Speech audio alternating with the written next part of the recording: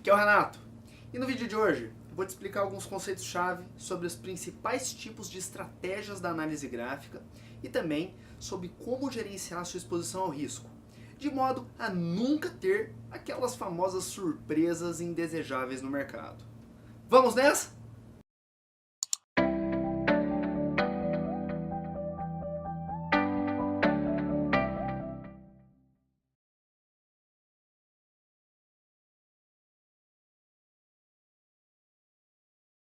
No último vídeo, eu disse a você que seguir tendências é o caminho mais fácil para um iniciante obter êxito no seu investimento em ações. Isso porque o efeito inércia de uma tendência pode te favorecer em uma grande maioria dos casos. Mas como todos os mantras de mercado, esse merece alguns cuidados. Sim, seguir tendências é uma das formas de ganhar dinheiro com o mercado, mas não, seguir tendências não é a única forma de ganhar. Hoje você irá conhecer algumas outras formas que, a depender do contexto do papel que você estiver observando, podem até mesmo oferecer uma melhor solução. Ok, nós já falamos o que são tendências no nosso último vídeo. E eu também expliquei o que são os rastreadores de tendência e os osciladores de preço. Mas e aí? Será que só com base nisso dá para entender o que seria uma filosofia puramente seguidora de tendências? O chamado trend following, ou filosofia seguidora de tendências, consiste em operar na compra a partir do momento em que é confirmado o rastreamento de uma tendência de alta, e só zerar essa posição no momento em que for confirmado um rastreamento na direção oposta, ou seja, um rastreamento vendedor. Parece simples, não? Mas há alguns pontos aos quais devemos prestar atenção. Essa estratégia não trabalha com pontos de stop, ou seja, aqueles limitadores de perda e ganho pré-estabelecidos no momento do início do trade. Isso quer dizer que você não irá trabalhar nem com stop gain, nem com stop loss. A estratégia também trabalha com viradas de mão. Isso quer dizer que quando há uma posição comprada e se confirma o rastreamento vendedor, não só iremos zerar o trade comprado, como iniciar um trade vendido na mesma proporção e vice-versa. Dê só uma olhada nesse modelo. Utilizando o cruzamento de médias, fica claro que nesse gráfico que você está vendo, que é o de ações da Ambev, por muito tempo a estratégia seguidora de tendências foi vencedora no gráfico semanal. Agora veja no mesmo papel o que aconteceu quando o mercado perdeu tendência e iniciou um ciclo lateral. Veja que houve uma série de falsos cruzamentos. Isso quer dizer que você teria comprado, o mercado cairia, confirmaria a movimentação contrária, você viraria a mão e depois viria uma nova falha e por aí vai. Você concorda comigo que esse efeito de virada de mão seria um potencializador de prejuízos nesse mercado lateral? Pois bem, esse é o tipo de cuidado que se deve ter ao adotar um papel para uma estratégia seguidora de tendências. Mas também para interromper os trades após uma confirmada mudança de comportamento. Eu diria que uma estratégia de tendências é como a primeira namorada. Geralmente, é aquela pela qual nós mais nos apaixonamos a um primeiro momento. Mas é raro que seja a mulher com quem nós iremos nos casar no final das contas. Mesmo assim, há certas formas de melhorar os ganhos nas tendências. Por exemplo, adotar indicadores que incorporam a volatilidade do mercado no cálculo de uma tendência, usar diferentes ferramentas ao mesmo tempo para que se confirmem uma a outra. E uma sacada que eu gosto muito é a de só operar no tempo gráfico que você estiver acompanhando os sinais que estiverem na mesma direção do rastreamento num tempo gráfico maior. Eu vou dar um exemplo disso para que fique mais claro. Vamos falar, por exemplo, de cruzamento de médias móveis. No gráfico diário, nós só iremos operar cruzamentos de médias 9 com 21 períodos quando no semanal os preços estiverem acima da média de 21. É claro que é necessário um ajuste fino de papel para papel, assim como de gráfico para gráfico. Mas o importante é você pescar essa ideia. Agora, vamos olhar para esse mesmo gráfico. Veja só como um oscilador de preços teria se comportado no período. No caso, nós estamos utilizando o IFR. Note como o comportamento foi muito diferente da estratégia seguidora de tendências. Ele teria lucros escassos e até mesmo prejuízo no curso de uma tendência.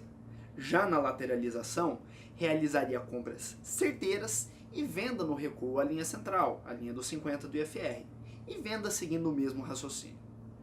Eu gosto de dizer que os osciladores e rastreadores têm um comportamento bastante antagônico. Uma estratégia que compre quando o oscilador estiver próximo ao limite mínimo, venda quando recuar a linha central, não trabalhe com viradas de mão e ainda assuma limites pré-estabelecidos para trabalhar com stop loss, geralmente é chamada de estratégia de volatilidade. E eu gosto muito da filosofia por trás desse tipo de estratégia.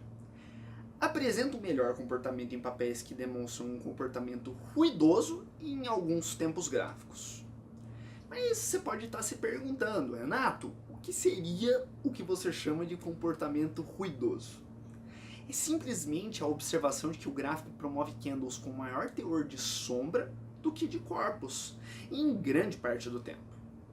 Além disso, que apresenta um maior número de cruzamentos entre as médias móveis 9 e 21 em comparação com alguns outros papéis. E também que promovem falsos rompimentos e que apresentem uma dificuldade em marcar topos e fundos descendentes ou ascendentes por um longo período de tempo. Mas afinal, seria esse modelo melhor do que o de tendências? Não necessariamente. Tudo depende muito do tipo de comportamento do ativo que nós pretendemos operar e do gráfico no qual a gente pretende operar. Eu ainda vou te mostrar uma linha diferente de se explorar. Em geral, é uma das minhas prediletas e são as estratégias baseadas em rompimentos gráficos. Nesse tipo de estratégia, não é contínua, assim como as de trend following, que estão sempre posicionadas pelo efeito das viradas de mão. No entanto, em geral, ela possui uma relação risco-retorno um pouco melhor, em alguns casos bem melhor, do que modelos de volatilidade. Esses modelos esperam uma combinação específica de eventos em uma sequência que identifica um padrão e então se posiciona estrategicamente. Padrões de manada como esses são os mais resistentes ao tempo, pois interpretam o comportamento de participantes que nem sequer sabem que estão sendo avaliados. Não é à toa que existem estratégias de rompimentos nas quais muitos papéis apresentam bons resultados ao mesmo tempo. Coisa difícil de se encontrar nas táticas próprias para tendência ou congestão, vez que o momento cíclico afeta por completo a qualidade dos sinais dessas escolas. E você precisa encontrar o papel que esteja com um ciclo em ponto de bala para que isso dê certo. Claramente não são estratégias infalíveis. Utilizar a diversificação, ou seja, operar o sinal com o devido manejo de risco em mais de um ativo, ou até estratégias diferentes ao mesmo tempo, é o que te deixará blindado às vulnerabilidades do mercado. Eu vou te mostrar um tipo de estratégia de rompimentos que, dependendo do seu refinamento ao ativo adequado, pode gerar um verdadeiro boom na sua curva de capital. Como sabemos, estratégias de tendência se baseiam em rastreadores que apontam a direção da tendência. Já estratégias de volatilidade se baseiam em osciladores que apontam o timing de uma reversão. Mas e as de rompimento? Bom, o que elas precisam é de indicadores que apontem o que é um topo ou um fundo, ou mesmo o que é um suporte ou uma resistência de forma objetiva. O indicador clássico que existe para essa identificação é o zigue-zague. Essa ferramenta está disponível na maioria dos softwares gráficos e fornece uma visão objetiva e visualmente agradável do comportamento de topos e fundos no mercado. Ela só tem um defeito, que é o fato de ser uma ferramenta arbitrária.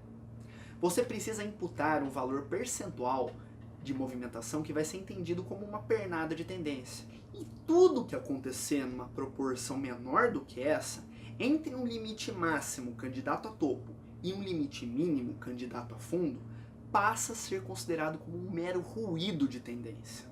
Qual que é a solução para isso? Bom, um dos nossos parceiros de longa data, o analista Thiago Misaka, criou em 2014 o indicador Pivô MM.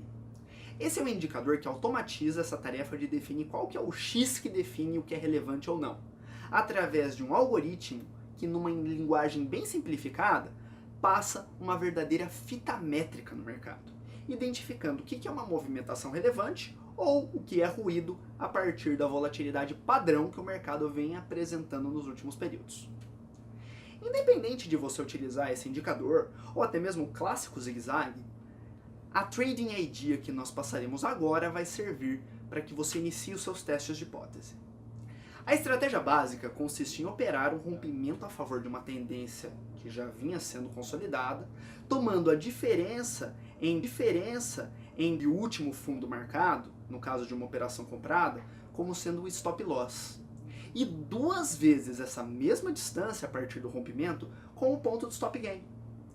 Quando nós quebramos uma sequência de topos e fundos nessa direção, exemplo, descendentes tornam-se ascendentes, a gente também vai efetuar a compra nesse rompimento que gera o famoso pivô, com as mesmas regras de gain e loss.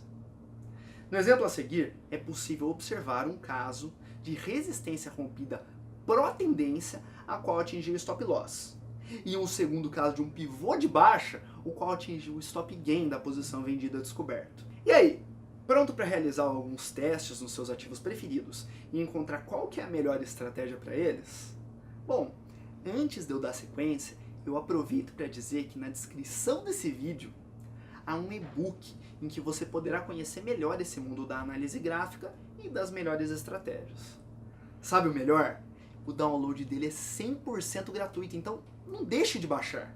Agora que nós já estudamos juntos até aqui, eu e você sabemos a importância de um bom método, não é verdade? Um setup que concilia um nível de acerto e uma relação risco versus retorno, de modo a gerar o aproveitamento de um padrão. Sabe aquela tática que acerta pontualmente o comportamento das manadas? É isso que a gente vai procurar, não é mesmo? Bom, eu te peço para ter muita atenção. Só o melhor setup muitas vezes não é o suficiente. Imagine o seguinte caso. Nós realizamos 5 operações consecutivas em que é possível obter lucro. Muito bom, não? O lucro médio por operação foi de, digamos, R$500. Ficamos confiantes com os resultados e chega a parecer que nós encontramos o tão sonhado santo graal do mercado por alguns segundos. Na 6ª operação, a confiança sobe e a gente acaba decidindo operar uma quantidade um pouquinho maior. Só que esse trade não vai para o gain e atinge o stop loss. E nessa única operação, nós perdemos R$2.500. Nós ficamos no 0 a 0 desde o nosso início. Todo o nosso trabalho foi simplesmente em vão. Muito estresse pode aparecer por aí, o que só tende a prejudicar o nosso dia a dia. Todo trader experiente já passou por esse dilema. E se você está começando agora, é melhor não passar por isso. Como já diz um velho ditado, realmente é inteligente aprender com os próprios erros, mas vamos tentar ir um pouco além. O brilhantismo é o que a gente quer, não é mesmo? E para ser brilhante, o caminho é aprender com o erro das outras pessoas.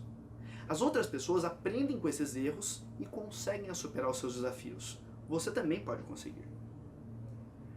Assim como dirigir embriagado, operar só pelo sinal de entrada, deixando o tamanho de posição às mãos da subjetividade, pode não ser uma decisão segura.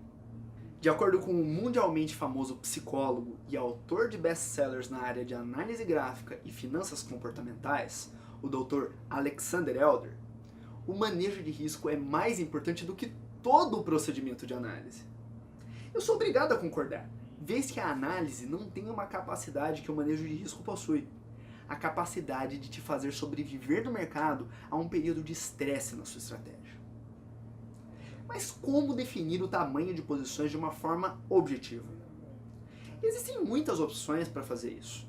Muitos métodos e escolas, alguns melhores para alguns tipos de estratégias, outros melhores para outros, em que eu vou citar os 2 principais. O primeiro deles é o método de capital fixo alocado, em que sempre iremos operar um mesmo volume financeiro por operação e utilizar uma reserva de caixa para tolerar os momentos turbulentos sem alterar o meu tamanho de posição. Existe também a técnica do percentual fixo a expor ao risco, no qual definimos um percentual do capital como o meu risco por trade, e dividimos esse risco pela distância entre a entrada e stop loss de cada trade para obter a quantidade de ações a operar. Esse formato possibilita uma exposição a risco homogênea com o efeito de juros compostos. Você quer aprender em maiores detalhes essas técnicas, além de muitos outros estilos de operação e ferramentas do mundo da análise gráfica? Então você tem que prestar muita atenção, porque eu tenho um material gratuito e muito completo para te indicar. É um e-book que eu mesmo escrevi e chamei de O Guia Absolutamente Completo da Análise Gráfica. Em algum lugar dessa tela, assim como também na descrição desse vídeo, você encontrará um link para realizar o download desse conteúdo, de forma 100% gratuita. Baixe agora mesmo. Eu só vou te pedir um único favor. O nosso combustível para desenvolver esse trabalho é que a nossa mensagem chegue ao maior número de pessoas possível.